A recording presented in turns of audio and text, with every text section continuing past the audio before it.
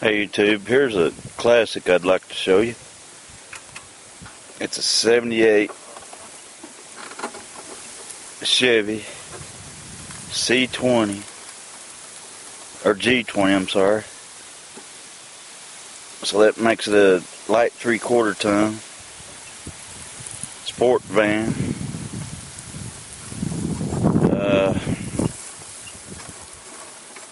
With the 350 4-bolt main, turbo 350 tranny.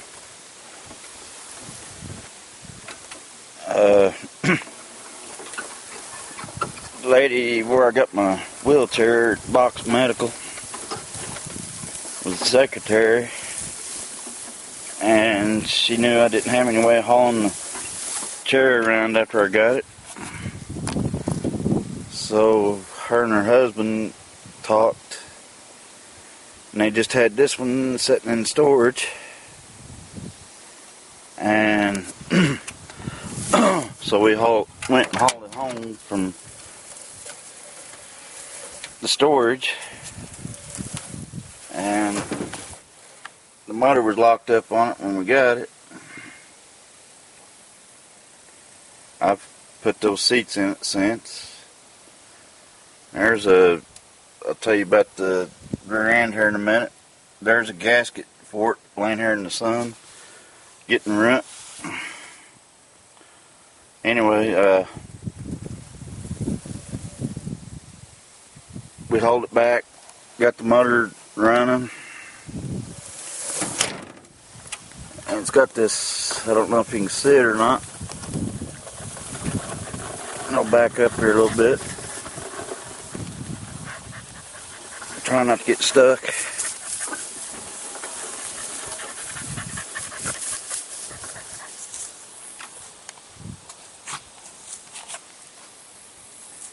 It's got this handicap lift in it, the aluminum.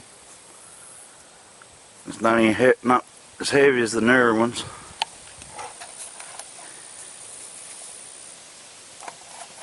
And I've drove it for 7 years, or let's say 5 years.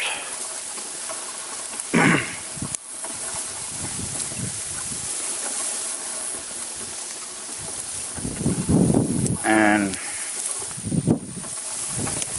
on that gasket deal, like I said, the rear end started leaking on me a little bit. So it's been sitting here ever since. I'll show you my other van here before long. It's been sitting here ever since because some people think you should lay old things to rest and have something newer.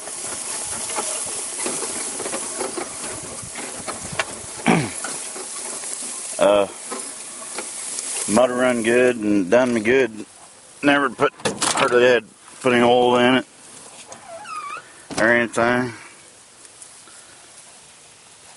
But the reason they wanted me to put it to rest, that seat there slides forward too, back and forth on the track here, where it's more accessible for me to get in and out of it.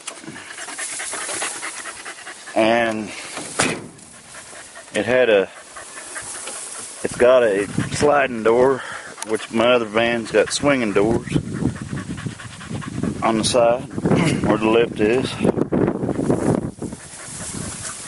And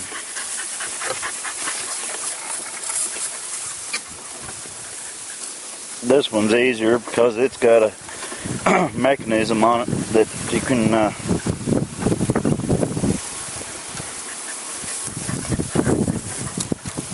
push a button and it'll slide open or slide back on its own. But when I first got it, everything was still working good enough on the mechanism that's hooked up to it, that you could stick a magnet to this light here and set back here. Kids used to play with it a lot, have fun playing with it, and the door would open and the lift would come down to the ground all the way, and all I had to do is get on it and get in. But that started shorting out, and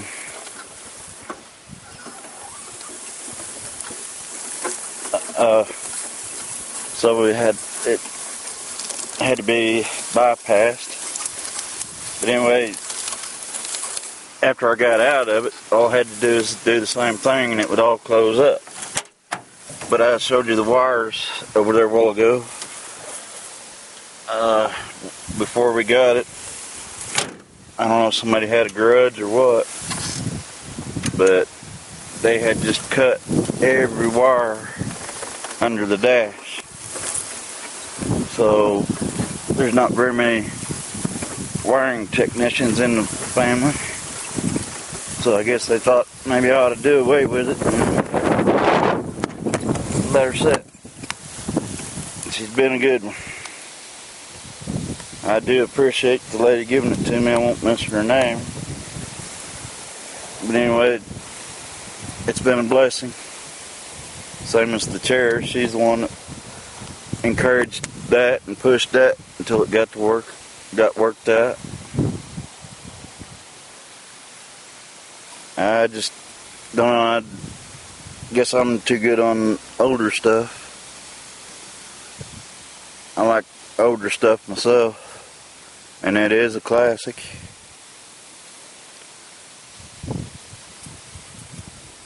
But I just kind of wanted to show you that it's a shame. I hate to see it sitting out here. And that's part of the reason why I had to get a driver.